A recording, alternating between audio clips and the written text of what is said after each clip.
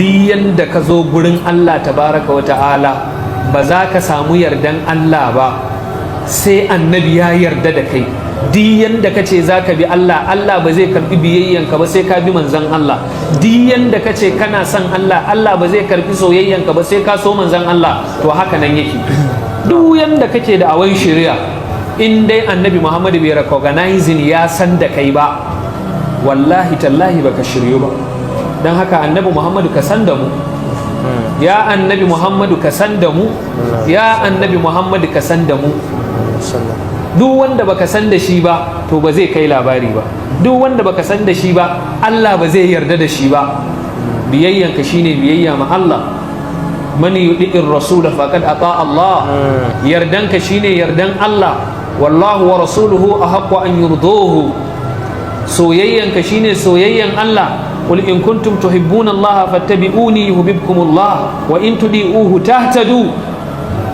dan haka Allah ma yayi rantsuwa yace fala wa rabbika la yu'minuna hatta yuhaqqimuka fima shajara bainahum thumma la yajidu fi anfusihim harajan mimma qadaita wa yusallimu taslima. Annabi yace wallahi na rantse da ubangijinka ya rasulullah ba za su zama muminai ba sai sun zo gurinka sun yadda da hukuncinka, kuma duk abin da ka zantar musu ba za su samu kaikayi a zuciyarsu ba, za su sallama maka sallama.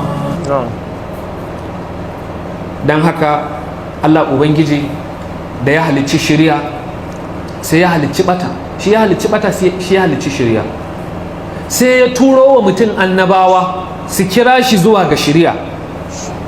Ainihi kuma mutum, kowane mutum babu mutumin da bai ɗauki alkawari da Allah ba. Kowa mun yi alkawari da Allah kafin mu zo wannan duniya, kowa ya yi imani da Allah kafin ya zo wannan duniya, kowa ya yi imani da kadaita Allah kafin ya zo wannan duniya. Kawai dai mutum ne da mantuwa, shi yasa aka kira shi da al'insan. Mutum ne da ya ɗeba kewa da gangan jiki, ruhin da ta sauko ta haɗu da gangan jiki sai ya mantar da ruhi, ko gangan jiki da ya saba da ruhi sai mutum ya mance alkawarin da ya ɗauka ma Allah.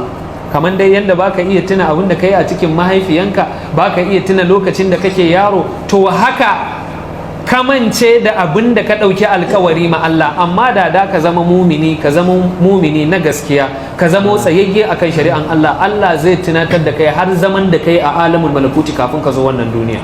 Allah zai tunatar da kai. Amma ɗeba ke wannan wa masu miyal insanu illa li unsihi wa mal qalbu illa annahu yataqallabu. Wannan ɗeba ke wanda gangan jiki yayi da ruhi sai ya sa wa ɗan adam mancewa, shi yasa aka kira shi da al-insan. Hal ata alal insani hinun min ad-dahri lam yakun shay'an mazkura.